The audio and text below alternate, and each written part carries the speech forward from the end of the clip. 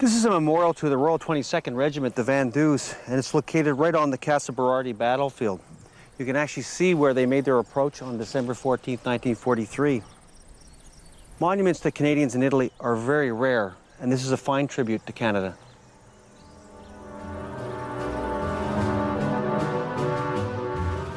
My young French Canadians were superb. They showed great courage against vastly superior forces. The reaction I got from my men is terrific. The bravest man in war is always the private because he can only follow. And it takes a brave man to do that.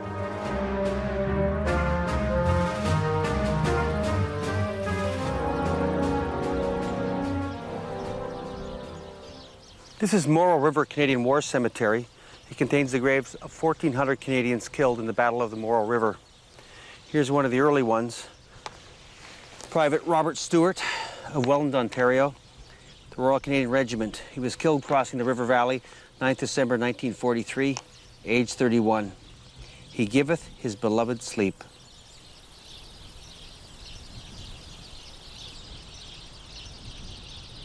This is the grave of Mitch Sterling. He was killed in action at Ortona Crossroads on December 19, 1943. His personal inscription is from the Talmud. Some gain eternity in a lifetime, others gain it in one brief hour.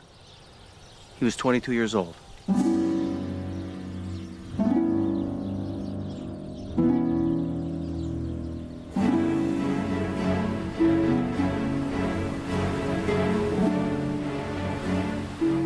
In one short year, 1943, the Canadians landed on the beaches of Sicily and fought their way 1,000 kilometers to the gates of Ortona.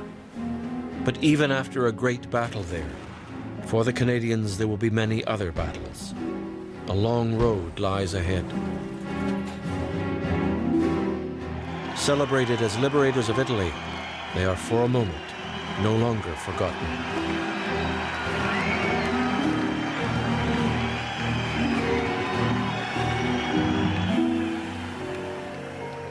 But today, all that remains of their exploits are cemeteries, rarely visited reminders of a distant campaign and all but forgotten.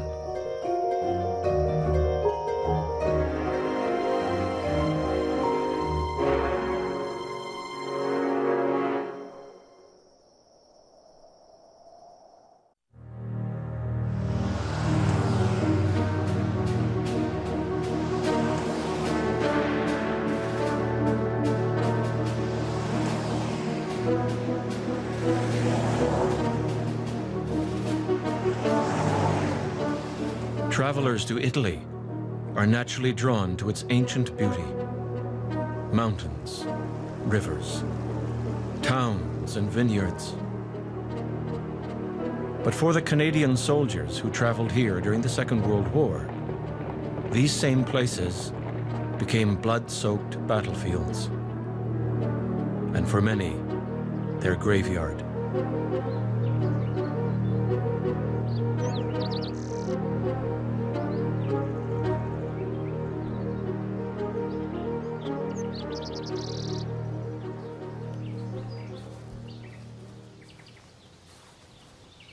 This is Morrill River Canadian War Cemetery. It contains the graves of 1,400 Canadians killed in the Battle of the Morrill River and at Ortona. This is a grave of an exceptional soldier. This is Major Alex Campbell, the Hastings and Prince Edward Regiment, the Hasty Peas. He had led his men off the beach in Sicily. He had led the assault group on Osoro, and he had led them up the boot of Italy, and he died out in front of them on December 25th, 1943, near Ortona. His inscription reads, "Help me to lead them in the fight so they will say he was a man." Alex Campbell died for king and country.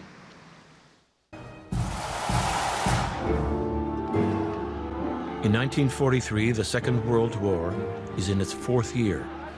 For almost all of that time, while others fight, the men of the 1st Canadian Division have been in England, held back in reserve. They have become the Forgotten Army.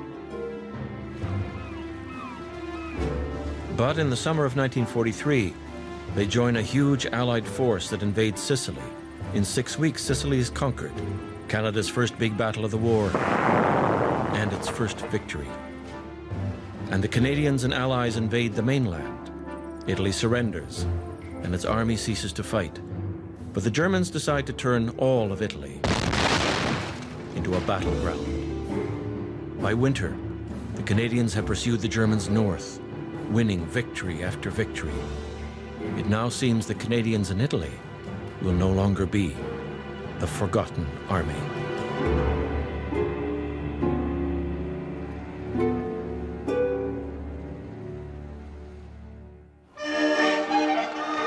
In 1943, the Allied victories in Italy, turning the tide against the Axis powers, have captured the world's headlines. And now the Allies hope to capture the capital, Rome, before the new year. The Allied plan is to strike north past the city of Ortona on the Adriatic coast and liberate Rome. The Canadian 1st Division has fought its way north across the Moro River and now stands at the gates of Ortona, poised to enter the city.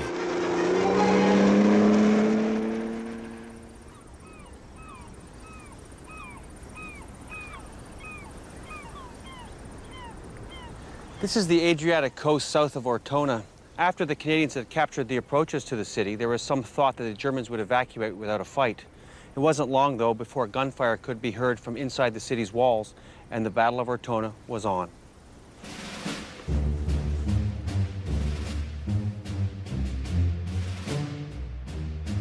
With the eyes of the world fixed on Ortona, the Germans decide to defend the city at all costs and order their garrison of elite paratroopers to fight to the death.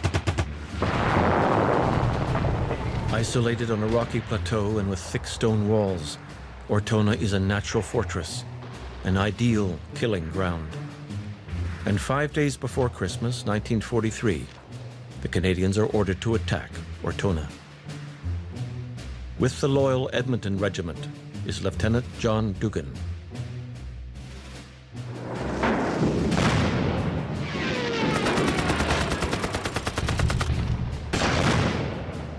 There was a tremendous artillery barrage, and we followed close behind the barrage, very close. And that's how we got into the city, the edge of the city.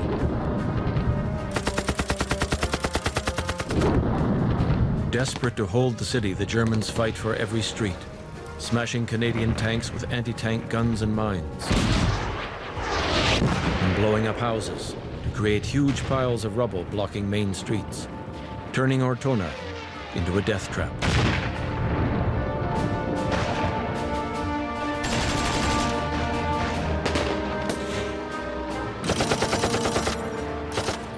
In a bold gamble, the Canadians try to drive right through the German obstacles, racing their tanks down the main street of Ortona, the Corso.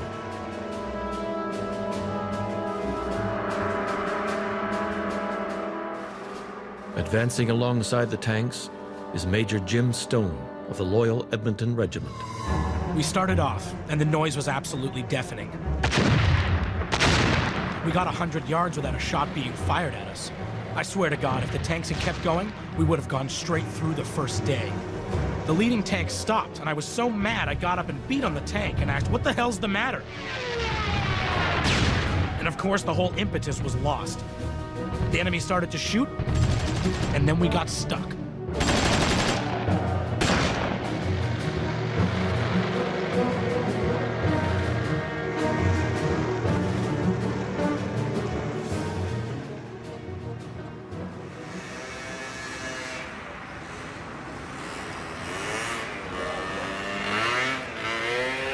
This is the Corso Vittorio Emanuele, and it's the main street in Ortona. You can actually see bullet holes left from the fighting in 1943. Canadian infantry and tanks advanced down this street, but of course it didn't look like this. The Germans had collapsed buildings on both sides as an obstacle to the tanks and a deadly obstacle to the infantry. Ortona was a battle about tank and infantry cooperation, and the tanks would fire at anything that moved. Sniper fire, machine gun fire, everything would be returned twofold. But the tanks had their own problems because the Germans could drop magnetic mines from the second floor, and of course that would destroy any tank. With the Canadian tanks attacking into Ortona is 21-year-old Major Ted Griffith. The Germans had detonated houses into the street in an attempt to channel us into a killing field, where any or all movement by tanks or infantry met immediate machine gun or anti-tank fire. The supporting tank's steel exterior fended off bullets and shrapnel, but anti-tank guns and mines certainly played havoc.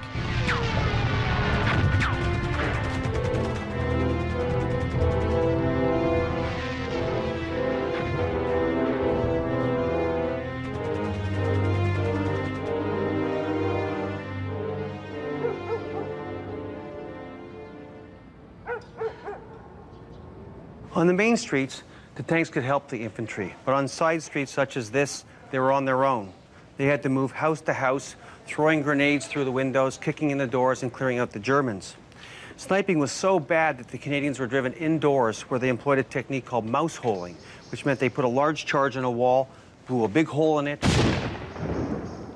The men would follow through, clear out the basement, clear up the upstairs, and then move on to the next house. And that's how they cleared Ortona, house by house. I led my men single file, all of us running like hell into the building. There were Germans in the building, and we disposed of them, and we fought our way up to the top floor. The Germans outside were below us. They had a choice, surrender or be shot. We brought up a sniper, and we disposed of those Germans. German paratroopers rarely surrender.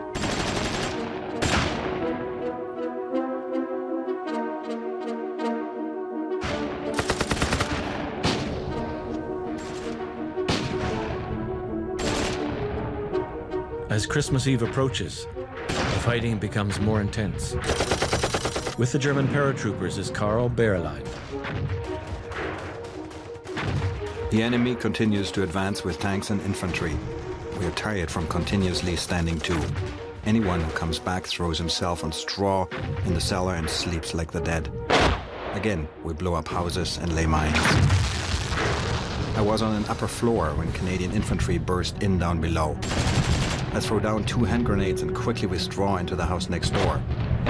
Now only the largest buildings resist a continuous shell fire. There's destruction and rubble everywhere. As Christmas Day dawns, Canadian families back home gather round the Christmas tree. While for their fathers and brothers and sons in Ortona, the killing continues. But only a few meters from the front line, some Canadians seize the occasion and celebrate Christmas in the ruins of the Church of Santa Maria in Constantinople.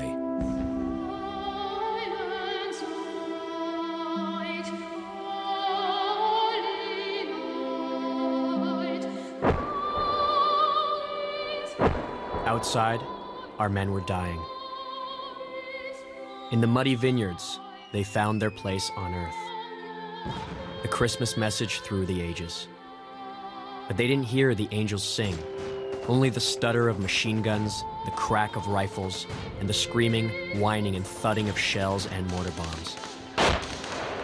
They were as far from Bethlehem as a man could get.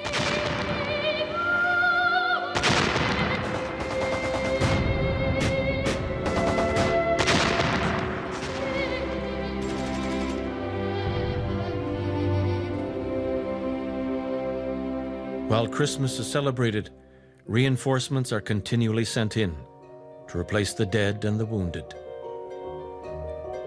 Our reinforcements were coming up the street, but I went back to warn them, keep in the doorways. As I was running back towards them, a mortar bomb came over. And they were all wounded or killed, the whole bunch. My commander said, "What's wrong with your leg?" I looked down and there was blood everywhere. I hadn't even noticed. My leg had a big chunk of shrapnel in it. The stretcher bearers came, and that was the end of my fighting in Ortona.